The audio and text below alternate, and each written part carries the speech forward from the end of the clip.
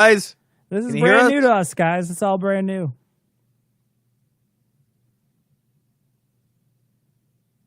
Hello, Oh, hello. everybody. Hey, All there we go. right. It works from my end, Ian. That's strange. So now Ian's got to be on my computer fiddling around with this thing. Oh my God. All right, Tom, tell me about Kamala Harris. I don't even know where. I don't know if I said anything that was part of the stream before.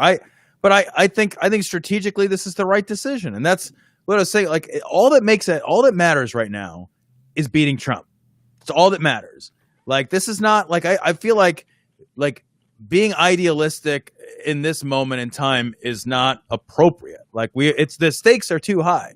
Like we need to win in November 3rd. If we don't win, we have 4 more years of a pandemic because there's no way Trump's going to get this thing under control. Fixes it. Yeah, right. He's not going to do it. You want 4 more years of this goddamn nightmare hellhole that we've been living in? Like Right, Kamala right. Harris I think it's a fucking badass pick. I like Kamala Harris. I think she voted with Sanders 90% of the time. She's more progressive than she's given credit for. So on That a is voting very record true. standpoint, It's very true. That's very true. And a lot of 90% with Sanders. People Yeah. don't give her credit for that. I think she'll destroy Pence in a debate, which will be Oh my God. amazing to watch. And That's- I I can't even imagine think- the strength of that hard on. I think he genuinely has to wear nipple clamps if he debates her. He has to wear nipple clamps and a cock cage. If he doesn't do that, then I don't feel like it's a proper debate. I think he's going to have to do that. I will say this. She certainly wasn't my first pick for person on the stage, but I remember she placed pretty high between the two of us Yeah. when we looked at her policies. And this was a while back when we first started looking at all the different people that were running. And she placed pretty high with both of us. But I will say, what a clever way to completely gut their entire platform of law and order by getting a former district attorney on your side. I Yep. mean, genuinely gut that entire thing. And I know people will come on and be like, she's a top cop. And that's true. It's true. And I'm sure she has some bad things in her past. But one thing you've got to recognize is that people can change. And you look at her record, at least while she's in the Senate, and it feels like she's changing.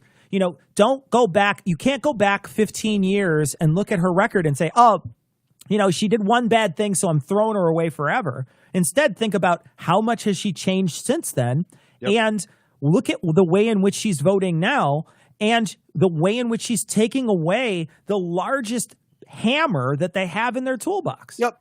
It's a great choice. It is strategically a great choice. That's what this is about. Right now, this is about winning. That's what matters. What matters is how we wrap up the night November 3rd. That's the only thing that makes any difference to me at all right now. Do I think that I would like a world full of more progressive leaders? Yeah, I want a world full of more progressive leaders, but I don't think progressive leaders have the history of bringing out the vote, to be perfectly blunt. Right. They just don't. If we had a world where deeply progressive leaders were going to win a national election, Bernie Sanders would be the candidate. But they didn't show up to vote for that guy. So we live in a world that is more centrist than it is far left. So we need to address that with our candidates. I think it's here's the thing then. If you want to change, you don't only have to get the presidency. You have to get a lot of other parts of government. So get change on your local levels with very progressive people, but then also specifically get change in Congress and in the Senate, because you can get very progressive people in the Senate. And if you start infiltrating very progressive people from very progressive areas, right? So there's some old guard here in Chicago, some older guys that have been Congress people for decades, right? They've been Congress people forever. But once they start to go, I bet you there's going to be some really deep progressive pockets here in Chicago, if they're not already super progressive with some of these older guys that are in there. So you're going to have a wave of people that are coming forward once some of the boomers start to go, where they're just going to be a wave of progression. And so get those people in and start voting in your area. Yep. Very, very deep progressives. And then you start to see it, because now they're able to bring forth legislation. Now they're able to argue points. And once they start arguing on the main stage for everybody to see in the United States, then it starts shifting that Overton window that we keep talking about, that the right has been owning us on forever. They've been shifting over constantly to the right by saying terrible racist policies. And then suddenly people are like, yeah, but I'm cool with mildly racist racist stuff, right? Because that's normal. Yep. And that's fucking what's happening. But suddenly if we start pushing the Overton window the other way, where it's like, oh, guess what? We really want Medicare for all. Well, maybe we don't get Medicare for all, but maybe we get something that's a lot better than what we have now. And then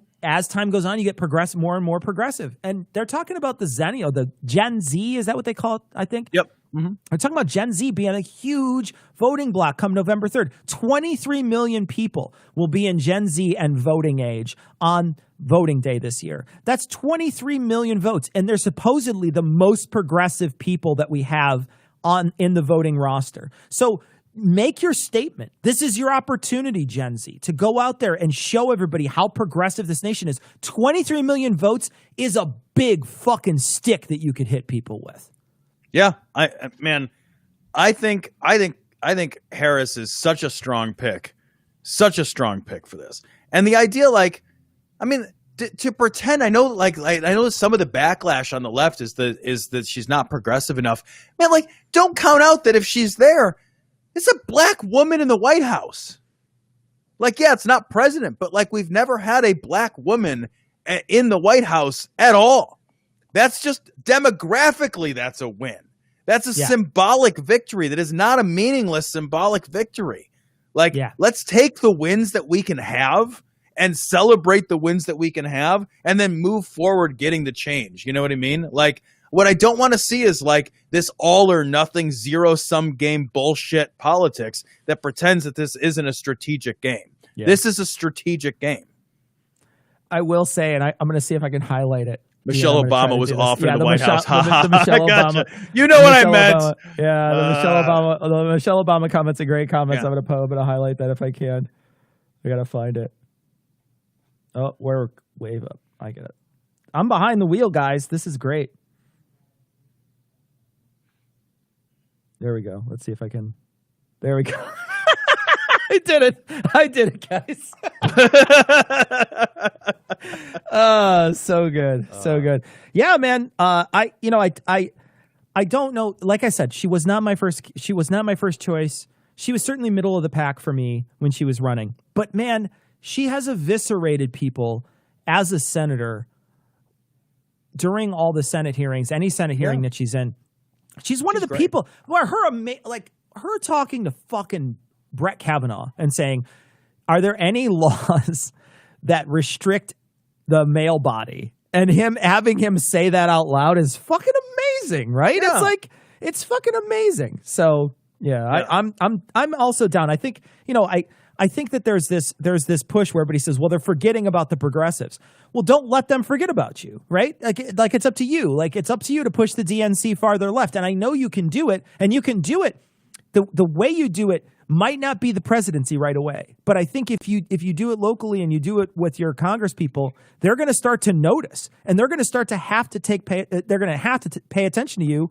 And so that's going to be in your favor. So just keep pushing. The problem is everybody wants to just give up and say, well, I didn't get what I wanted right now, and now I'm giving up. And you're like, well, don't give up. I'm a far lefty too, man. That's what I mean by don't let the good be the perfect be the enemy of the good. It's not a zero-sum transaction. It doesn't have to be. Yeah.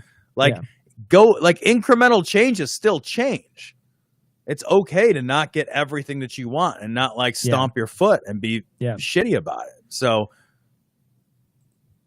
yeah. All right, guys. Well, we fucked the stream up, so we're sorry about that. Did. It's the first time we ever it's the second time we ever used this. We're going to try to keep using this though because it's easier for Tom to connect, and Tom I think looks better tonight. So it actually looks a lot better, baby. Tom looks even better. Tom looks even better than the blurry vision that we normally have of him, which is awful. And so we're gonna try to do this more, but we're gonna be able to not have as many bugs. Ian, get on these people. Yell at them. We pay a lot of money for this. All right, we're gonna wrap it up though, and I'm gonna be able to shut this off. All I have to do is hit finish when we're done. So I'm gonna finish here, and guys, thank you for joining us. I'm gonna finish like Ben Shapiro cannot on that WAP. So everybody, thanks for joining us. Bye, everybody. Thanks, guys. Thanks so much. Take care, guys. Everyone. I'm not doing an after show. I'm just finishing. Okay. Oh,